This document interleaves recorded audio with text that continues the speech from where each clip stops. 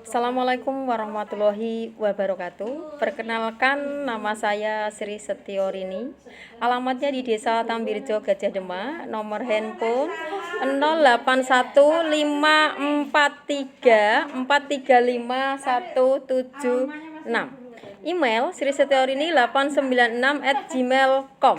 Alamat kantor MTS Negeri 4 Demak, Jalan Arum nomor 1 Jatisono. Saya mengampu guru mata pelajaran Bahasa Indonesia di MTSN 4 Demak.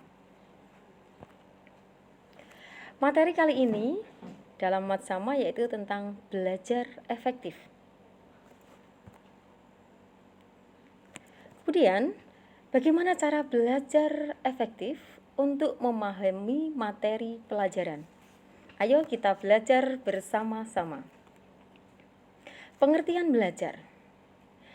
Hilger dan Brouwer mendefinisikan belajar sebagai perubahan dalam perbuatan melalui aktivitas praktek dan pengalaman.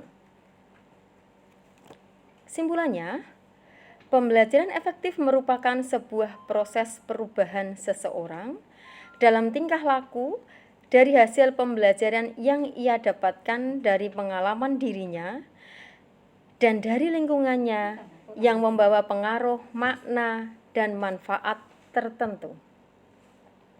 Lalu bagaimana ciri-ciri pembelajaran yang efektif? Yang pertama, adanya komunikasi aktif atau interaktif antara pembelajar dengan pengajar. Jadi, maksudnya ada komunikasi aktif, ada komunikasi timbal balik antara guru dan peserta didik. Yang kedua, adanya perubahan positif baik dari pengetahuan, sikap, maupun keterampilan pada diri pembelajar atau peserta didik. Yang ketiga, pembelajaran efektif itu pembelajaran yang menyenangkan. Yang keempat, pencapaian belajar dititik beratkan pada proses. Yang kelima, menghubungkan materi belajar dengan kehidupan nyata. Lalu faktor yang mempengaruhi pembelajaran efektif yang pertama, bahan yang dipelajari. Yang kedua, situasi belajarnya bagaimana? Apakah kondusif, menyenangkan? Dan yang ketiga, manusianya sendiri. Apakah ada keinginan untuk belajar, keingintahuan yang lebih tinggi? Lalu ada 4 cara untuk mewujudkan pembelajaran yang efektif. Yang pertama, belajar melalui hadiah. Yang kedua, belajar melalui hukuman.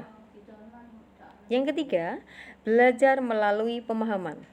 Yang keempat, belajar melalui contoh. Sumber dari Hildegard, Wenzel, dan kawan-kawan pada tahun 1993 tentang proses pengembangan diri, Jakarta Gramedia. Belajar melalui hadiah, menurut Irham Fahmi, pada tahun 2016 halaman 64, reward atau hadiah merupakan bentuk pemberian balas jasa yang diberikan kepada seseorang atas prestasi yang dilakukan, baik berbentuk finansial maupun non-finansial. Yang kedua, belajar melalui hukuman adalah tindakan pendidikan terhadap anak didik karena melakukan kesalahan dan dilakukan agar anak didik tidak lagi melakukannya. Di sini, belajar melalui hukuman adalah hukuman yang mendidik agar terjadi perubahan tingkah laku. Belajar melalui pemahaman yaitu serangkaian kegiatan yang berfungsi untuk memahami makna materi. Pemahaman merupakan salah satu bentuk pernyataan dari hasil belajar. Yang keempat, belajar melalui contoh. Pembelajaran dengan pemberian contoh-contoh yang relevan dan faktual dalam kegiatan sehari-hari memudahkan siswa untuk memahami materi yang disampaikan pendidik. Lalu bagaimana kegiatan pembelajaran di MTSN 4 Demak? Kegiatan pembelajaran saat ini masih dilakukan secara daring, sambil menunggu keputusan dari pusat untuk pembelajaran tatap muka. Lalu pembelajaran daring. Pembelajaran secara daring bisa dilakukan dengan aplikasi Google Form atau Google Drive. Diharapkan dengan pemberian tugas atau materi pembelajaran melalui internet, membuat peserta didik timbul keingintahuan untuk memahami aplikasi tersebut dan bersifat tidak monoton. Pemberian tugas. Peserta didik dalam mengikuti pembelajaran secara daring harus memperhatikan jadwal pelajaran setiap harinya. Penyusunan jadwal di MTS berbeda dengan waktu kalian di SD.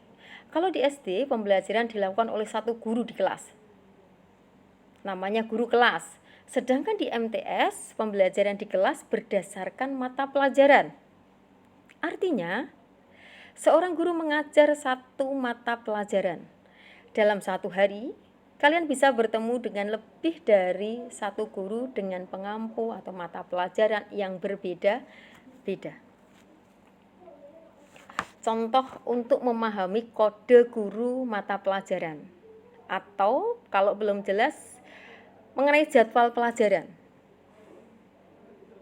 Misalnya hari Senin, pelajarannya apa? Lihat jadwalnya terlebih dahulu. Contoh, jadwal mengajar setiap hari berbeda berdasarkan kode guru dan mapel berdasarkan abjad dan angka. Contoh guru, kode A itu Bapak H. Junaidi SPD. Kode mata pelajarannya angka 12, yaitu bahasa Jawa. Jadi, A/12 berarti mata pelajaran bahasa Jawa, guru pengampunya Bapak Haji Junaidi SPD. Sudah jelas ya? Mungkin itu yang bisa saya sampaikan tentang belajar efektif dan hal-hal yang berhubungan dengan pembelajaran di MTSN 4 Demak. Ada kata mutiara, bersemangatlah dalam mempelajari sesuatu yang bermanfaat. Semoga bermanfaat. Terima kasih.